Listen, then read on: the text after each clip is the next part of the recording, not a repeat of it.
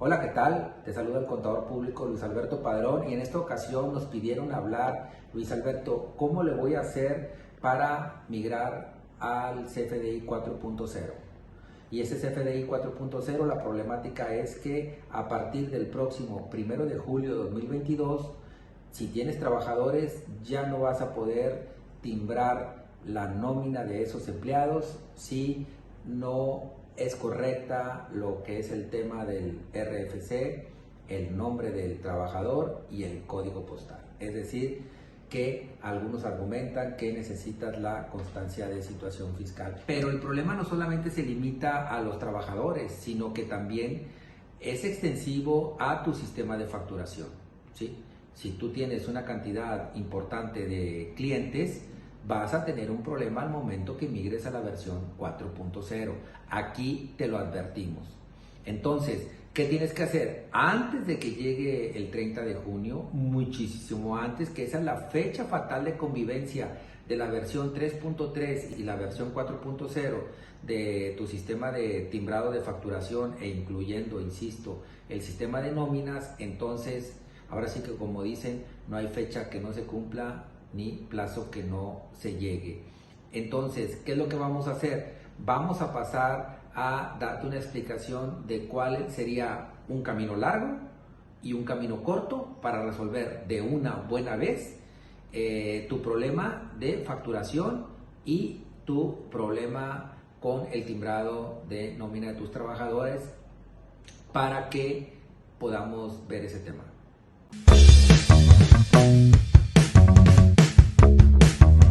Bien, pasemos al camino largo de cómo cumplir eficientemente con la factura electrónica versión 4.0.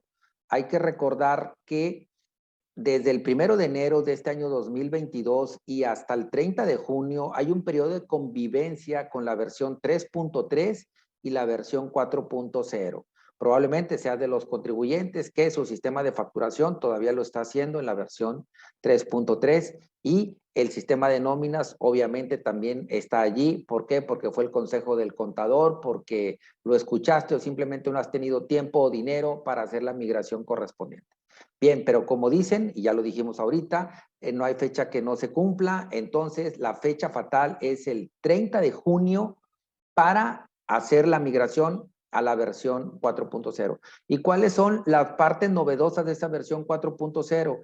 Que ahora, adicionalmente al RFC correcto, debes de incorporar lo que es el nombre correcto del cliente y o del trabajador, el código postal de tu cliente o de tu trabajador y el régimen fiscal y uso del CFDI exclusivamente cuando estés facturando. Entonces, ¿qué era lo que nosotros reflexionábamos, jóvenes? Que el RFC tradicional que tú conoces de 12 o 13 caracteres, dependiendo si es persona física o persona moral, pues bueno, ahora migra a un RFC 4.0. ¿Y qué es eso, Luis Alberto, del RFC 4.0? No lo había escuchado anteriormente. Bueno, pues es un RFC integral, que ya no solamente se limita a lo que es el RFC, como tú conocías, sino que se hacen unos agregados, ¿verdad? Y ahora al campo RFC le vas a agregar un campo adicional de lo que es el nombre de la persona física, su apellido paterno y materno, y aparte el código postal de ese trabajador. Entonces, cualquier falla que haya en la integración, en la captura de los datos, pues prácticamente el sistema no te va a permitir timbrar ese recibo de nóminas. Por eso advertíamos que es necesario en alguno de los casos, pues que el trabajador te exhiba la constancia de situación fiscal. Ahora bien, ese documento no es obligatorio, o sea, en ninguna ley vas a advertir que se requiera dicho documento para poder emitir un recibo de nóminas o para poder contratar a un trabajador o para poder emitir una factura. Lo que sí es obligatorio es que el trabajador, el cliente, te debe de proporcionar a ti, que eres el emisor de la factura o del recibo, pues los datos correctos. ¿Por qué? Porque si no están correctos, pues no se van a poder emitir la factura correspondiente. Por eso yo hablaba de un RFC 4.0, porque no debe de haber ninguna falla en el campo RFC, ninguna falla en el campo nombre, ni tampoco en el campo código postal, ¿no? Entonces, ¿qué es lo que te está ofreciendo la autoridad? Bueno, pues recientemente liberó ese sistema de servicio de validación que ya existía, pero le agregaron una serie de beneficios. Vamos a ver cuáles son, ¿no? Bueno, pues ¿en qué consiste este servicio de validación? Pues consiste en validar precisamente el RFC del contribuyente, el nombre o razón social, si es una persona moral, tu cliente, también te lo va a revisar, y el código postal de dicho contribuyente, ¿no? Aquí pues vas a poder hacer un aplicativo 1 a 1 o bien de manera masiva hasta 5,000 trabajadores, hasta 5,000 clientes, ¿verdad? Bueno, pues este aplicativo se encuentra disponible en la página del SAT. Vas a teclear sat.gov.mx, vas a irte a este apartado que dice trámites del RFC, vas a desplegar con el ratón a la parte de abajo y te vas a ir a donde dice validación del RFC y allí te va a arrojar 3 supuestos, consulta tu clave de RFC con CURP y vas a hacer clic donde dice valida en línea RFC 1 a 1 o de manera masiva. Una vez hecho esto, bueno, pues el sistema te va a arrojar estas opciones, ¿verdad? Si quieres consultar un RFC de manera única o 1 a 1, o bien si quieres hacer una carga y hacer una validación masiva del total de tus trabajadores, del total de tus clientes. Insistimos, esto no es exclusivo del sistema de nóminas. Bien, bueno, pues, por ejemplo, aquí se arroja el RFC de un contribuyente y aquí el sistema te va a pedir que selecciones esta casilla, ¿no? De validar RFC más nombre más código postal, que eso es lo que queremos nosotros, pues, revisar, ¿verdad? Esos campos adicionales que ahora el fisco pide que coincidan contra los que están en su base de datos, ¿no? Y bueno, pues aquí puedes seleccionar, ya dijimos que la validación masiva o el consultar RFC 1 a 1. Vamos a ver la consulta de revisión masiva de RFC, de nombre y de código postal, ¿no? Y bueno, pues aquí te va a pedir insistimos, el código postal y aquí vas a teclear los nombres de las personas correspondientes, el código postal y acuérdate que en el caso del nombre, en el caso de personas físicas, lo primero que tienes que teclear es el nombre de la persona, luego apellido paterno y luego apellido materno. Es indistinto que pongas mayúsculas o minúsculas. Nosotros recomendamos que lo hagas todo con mayúsculas. Por favor, no estés intentando agregar acentos, porque prácticamente si tú revisas cualquier constancia de situación fiscal, ninguna trae acento. Por ejemplo, el apellido Padrón, Luis Alberto Padrón, Padrón lleva acento en la O, y si tú vas y descargas la constancia de situación fiscal, pues ese apellido Padrón no trae acento. Entonces, si tú se lo intentas poner, por allí te va a marcar una posible falla, ¿verdad? Bien, una vez que haces la validación del RFC, nombre y código postal, pues le pones terminar.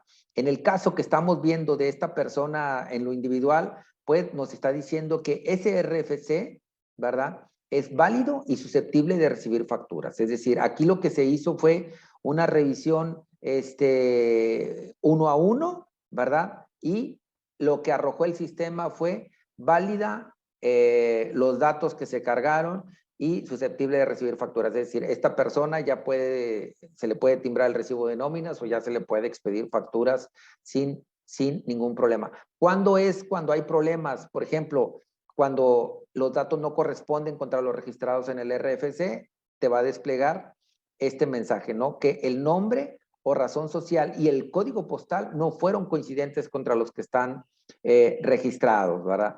Y en el caso de que hagas una revisión o una validación masiva, bueno, pues para esto podrás usar, por ejemplo, un Excel y por aquí te pide el protocolo, ¿verdad? De exportación, que debe ser un archivo TXT, obviamente lo trabajas en Excel o en Word o en la plataforma que tú desees, pero finalmente se tiene que convertir a un formato plano tipo TXT y debe estar separado por pipes, o sea, es decir, Luis, Pipe, Alberto, Pipe, Padrón, etcétera, ¿no? Entonces, obviamente el RFC más el código postal, ¿verdad? Y aquí te dice las características que en el caso de razón social, pues bueno, no se debe de agregar la denominación o razón social. Por ejemplo, si es Padrón Villalobos SC, pues le vas a quitar el SC, lo vas a dejar nada más como Padrón Villalobos en el caso de personas morales, ¿verdad? Y luego le pones validar y el sistema te va a arrojar una respuesta como esta, en donde te va a decir, mira, de 20 campos, bueno, pues en el primer campo, ¿verdad? El nombre, denominación o razón social no coincide con el reportado en el SAT. El código postal en el caso de esta segunda persona, pues no coincide contra lo registrado y así sucesivamente, ¿verdad? ¿Qué te recomendamos nosotros si te quieres ir por esta vía larga? Bueno, pues en lugar de hacer una revisión masiva de todos los trabajadores, vamos a suponer que tienes 100 trabajadores, pues sí puedes meter los 100 trabajadores y detectar los que sí te está validando el nombre, el RFC y el código postal, pues eso los hacemos a un lado y nos quedamos contra los que tienen pues un error de validación, ¿no? Con esos trabajadores que tenemos un error de validación, por ejemplo, en el nombre, pues allí lo que puedes hacer es montar una validación del mismo contribuyente, pero con diversas variables, ¿verdad? Por ejemplo, una persona, un trabajador que se llame María Inés Garza Garza, a lo mejor tú le estás poniendo MA o MA punto, entonces allí probablemente pudiera estar el error. Ahora te voy a dar otro tip, ¿verdad? Que dices, Luis Alberto, es que me sigue marcando error en el nombre. Lo que puedes hacer entonces es irte al documento raíz.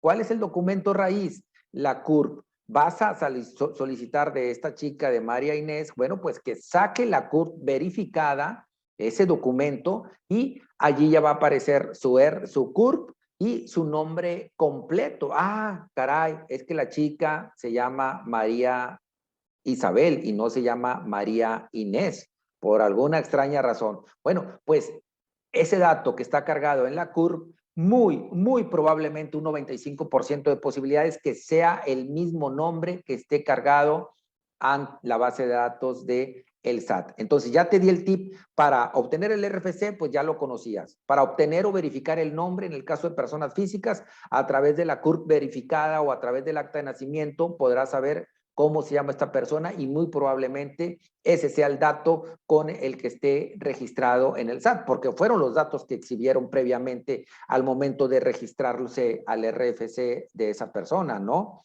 Entonces ya nada más te estará faltando lo que es el tema del código postal.